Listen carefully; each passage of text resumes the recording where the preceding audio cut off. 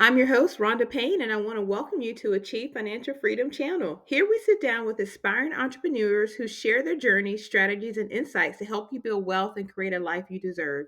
If you enjoy conversations that motivate and educate, make sure to hit the like button and subscribe so you never miss a future interview. Today's guest is Dr. Erika Brown, who comes to us as a motivational speaker, workshop facilitator, and voiceover artist. You wear many hats, Erika. I do, and I love it all. Thank you for You having do it me. well. You do it well. So I am so thankful that you had a moment from your busy schedule to sit down and talk to me. I have a couple of questions I've been eager to ask you. So let me start by first saying, what inspired you to start your business or businesses, giving all of the hats that you wear? Um, I wouldn't say anything inspired me. It was more of a I need to save my own life moment, right? Right. So my entrepreneurship journey came out of, I guess, a little bit of desperation to number one, rediscover who I was. Number two, start creating a life that I actually enjoyed. And number three, letting go of what everyone said I should be or who I should be or how I should be because of X, Y, and Z. You were a smart kid, you have a doctorate. I needed to let all those things go. So that's kind of how my entrepreneurial journey started. It was a discovery phase for me. Did you wake up one day and was like, this is not it for Erika? Something's more is calling. Did you have something that was pulling you away from your pharmaceutical background? I I would say I was a confused child. Like my journey from high school throughout my entire collegiate career was like this winding road. So for me, I don't think I ever really understood or knew where I fit in. So it was always this feeling of this isn't it. There has to be something different. You don't know what it is yet, but you know that this right here is not it. And hopefully one day you'll get the courage and the bravery and like the gumption to take some time to figure that out. Mm. So it sounds like you were listening to your inner voice. Something was pulling at you that something wasn't quite right. And you took the Hmm. steps to figure out what that was, that voice that was calling you. Right. And it wasn't voluntary. So let me be really, really frank. Because a lot of us we hear that voice and we're like, yeah, yeah, yeah. One day I'll listen to you, or we hear that voice and it's like, yeah, but the kids, the parents, the whatever. So for me, I got sat down. There are Mm. times in life where you're gonna get sat down. And Right. that happened a number of times. Once when I got blood clots from traveling for work, and that Mm. was a pivotal moment. Like you are doing all this traveling, all this extensive things, and now you can't walk, right? You Right. are bedridden right now. That's not normal. But Mm-mm. even with that, I was like, okay, well, this kind of stuff happens. It's all right. We're gonna go back to work, right? You dismiss it. You know I what my do. mom told me when I remember this is a back when I was in college and I was interning, and my manager came to work visibly sick. And he's like, I'm going to be in my office. And we're just like, why are you here? Why are you here? And I remember my mom telling me, because I was like, yeah, he came into the office visibly sick. And she said, if he died, they're going to replace him tomorrow. Like Yep. he drove over an hour to sit in an office to prove what? Yeah. So knowing that, your loved ones need you, your family, everyone, at the end of the day, it is a job, and Right. prioritizing your health matters. And so that is, I'm glad to hear it. It sounds like, it was many things, but also taking a look to see like this is not how I want to Hmm. continue to live my life. Right. And I think that's a beautiful way to say it when you're thinking about what entrepreneurship is. I know it's scary because you get into a space of having what is a safety net, or perceived, right? It's a perceived safety net of, I've got this job, I know that, every month I can expect. But given the state of affairs, like, you can walk in tomorrow and they could say, thank you for your job, job well done, Hmm. here's your severance package. And what do you do? Right. Like, And what do you do? And that's you, exactly what happened. I started my business right before the pandemic, tried it mm, for a few years, went back to corporate, found my ideal, like, dream job. And in a month, they merged like departments and I got laid off. And right. I'm like, what? I guess this is another sign that maybe you should continue on this route, right? Mm-hmm. Mm-hmm. Because Yeah, I am I have a higher faith that I know sometimes when doors are closed, God is saying it's a reason. You may not like it, you may not right. understand it, but I have found that when I get a no, there is something that is bigger waiting for me on the other side. I just got to get there. So Hmm. it's like all things work and align for different reasons. So Right. I'm glad you had you didn't know it was going to be your parachute, but it ended up being just what you needed in those difficult moments, Hmm. Yeah. your pivotal moments. So um I want to thank you for kind of sharing that, and to kind of tie into that question about what's helped start your business. What would you say has been your biggest challenge as an entrepreneur? There's no there's no syllabus. Mm, In school you get your syllabus, you know what's coming week 1, week 2. There's no roadmap, and there is no right or wrong way to do it. I think, for me, being somebody that's very type A, that's very, this is the guideline, that was a big challenge because you can talk to so many different gurus, coaches, and one coach may say, email list is the greatest thing ever. Another coach will say, email lists are dead. And it's like, there's so much conflicting, you know what I mean? And it can drive you crazy trying to figure out what's the right way, what's the best way. And it took me probably a few years to figure out the right way is your way. Whatever way mm. you're going to do, whatever way you're going to stick with, whatever way feels good to you that makes sense, that's the right way. Everything else, it can be just too overwhelming to figure out what everyone else thinks is right. So that was one of the biggest challenges for me. Yeah, I think thank you for sharing that, because I think with that sometimes you get overwhelmed with all the information that it almost paralyzes you to, you don't make a decision because you're Mm-hmm. like, what decision is right? Right. But what I hear you're saying is trust yourself, that you will figure it out in time, but Mm-hmm. it's gonna take some time. It may not. Right. And being okay with that, that was another challenge that I had because I spent 10 years in school, right? And then went right into big pharma and corporate. And so I never really got to explore anything outside of my scientific space. And for me, coming out into this business space and this entrepreneur space, I had no idea like what I wanted to do or what the options were or even what was there for me to try. And so I spent a lot of years just trying different things. I tried coaching. I got coaching certifications. I did OBM, just trying to figure out what it was that I actually enjoyed. So the challenge that I had was being okay with being a newbie, being a novice, being an explorer.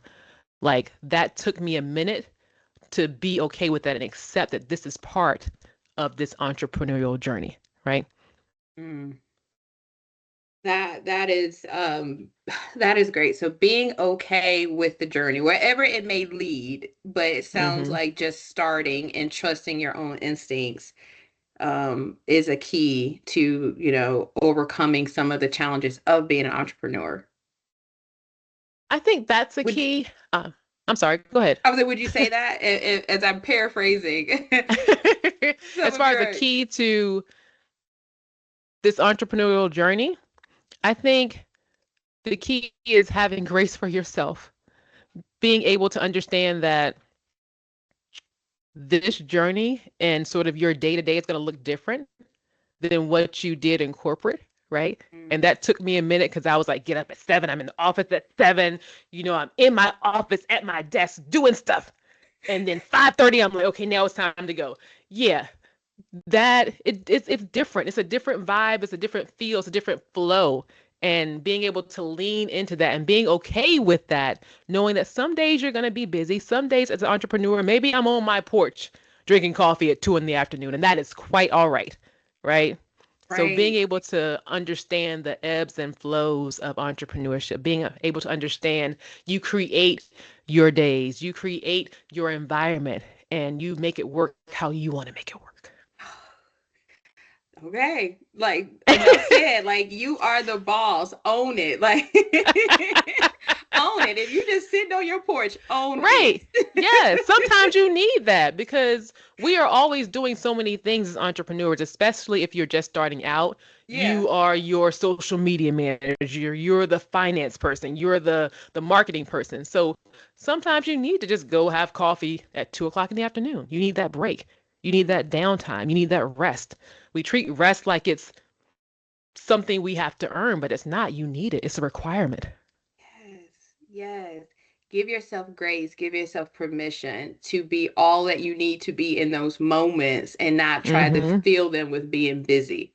I think Right. I think that like you said, that mind shift from being in corporate to being an entrepreneur, it just is going to require different things from you, and just let it kind of organically happen is Mm-hmm. kind of what I hear. Um One of the things that I always like to ask my guests is, what advice would you give to someone who wants to become an entrepreneur but is afraid to take the leap? Hmm. I would want to know what they're afraid of. um, there's so many things to be afraid of, right? I Right. think one thing that I wish I would have thought about when I started was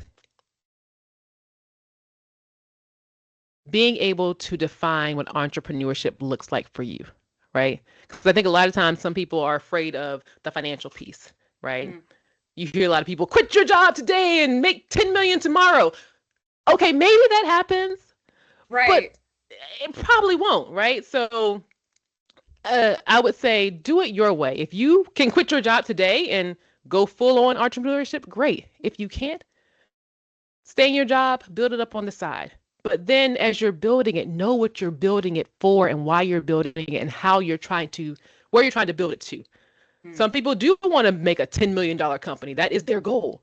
So their day to day, their operations is going to look different from yours. If you want to build just a, I want to have a business that keeps me comfortable, maybe 100,000, maybe 200,000, whatever it is, that looks different. And it's right. okay. Again, neither one is right or wrong, but knowing what you want to build and why you are building it that way, I think that takes a little bit of the fear and the anxiety out of I have to become this huge conglomerate to be considered this successful entrepreneur. It's not. Mm, it's not So that's what that. I would Yeah. say, Don't right? let your fears drive you, and own whatever it is that defines what it means for you Mm-hmm. to be successful in your space of an entrepreneur, whatever that Yeah. is. Yeah. And I would also say, especially when I'm talking to women or if women are listening, the fear thing, right? We have been scared of so many things. We were probably scared to go to high school because it's going to be, the seniors are going to be there and I'm a little freshman. We were afraid to go to college and go in the door. Like we've been afraid of so many things. And guess what? You are still here. You are still Right. striving. You are still doing amazing. So what is there to fear, right? The only thing to fear is not doing it and 20 years from now being like, dang, I wish I would have done that. Yes. You You know? have So, like you don't understand in the interview I did not too a couple of weeks back, the entrepreneur said I should have did it sooner. right. Like what was I waiting for? What I should have did it sooner. That was what she said if she had to give advice. And so it just sounds like that continues to be a thing, that once you step out there and figure it out, Mm-hmm. you're gonna be okay. And you're gonna be like, Right. why and how did I do that? Like, Right. and And I would say the other fear, and let me know if I'm talking too much, girl. no, I am here The for other all of fear this. sometimes it's like, what if it fails, right? Because that was Right, one of right, my right. fears. I done left corporate, I done said all this stuff and blah, blah, blah. Now, what if it fails? Well, guess what? It did. And I went back. And that is okay. It is Yeah. okay. So that fear of what if it doesn't work? What if people talk about me? What if blah, blah, blah, blah, blah? It's okay. You will Right. survive. And lots of Yes. times, those people that are saying, see, I knew she won't go make it, right? It's because they have their own fears, their own insecurities. It probably has nothing to do with you. So don't let those outside voices impact you, and just know that you will be okay. You can bounce back, you can try again. You're still breathing, so you have another chance. Yes, yes, that is beautiful. Thank you for kind of pouring in not only to me but to the viewers, because I think sometimes being paralyzed in fear is what stops a lot of us. So thank you for giving us permission to say, even if it does fail, it's not the end of the Right. world.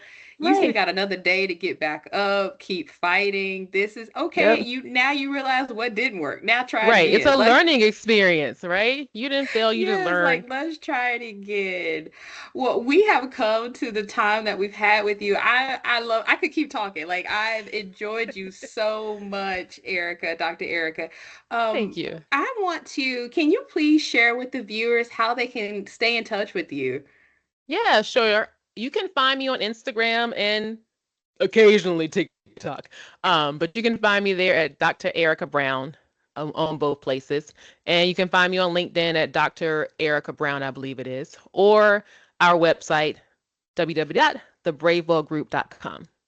Yes, and I was sharing with her before she even started. It's a very captivating website. I particularly enjoyed your speaker page, and how to book you as a speaker is a very, very personal message. So thank you for being just vulnerable and sharing your journey and kind of what led Oh, you to doing what you do today. So for my viewers, thank you for joining us. If you like today's content, please subscribe and join us to join our community. Until next time, take care and remember you're on your way to achieving financial freedom.